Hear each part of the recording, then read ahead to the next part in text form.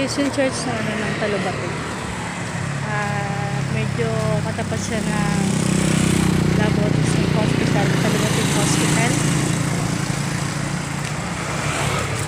Dito ako ngayon guys kasi yung kapatid ko nagpa-confine. Pasaway ko kapatid naman ko ngayon. Ito guys yung bayan ng Talubati. Pinaka-sentro. Crossing. Ayan po. Pag magpa-hospital kayo guys, yung sa Talubati, meron dito mga pagkain naman, karinderya, may mga store, may load stations. Ayan. Labo District Hospital. So, inayos na siya ngayon. Medyo matinok-tinok na siya. Tingnan kayo, di katulad dati. Thank you guys. Thank you for watching. Kapatid ng kapatid ko na hospital. Yung kapatid mo ngayon kasi ina-atake sa sobrang init.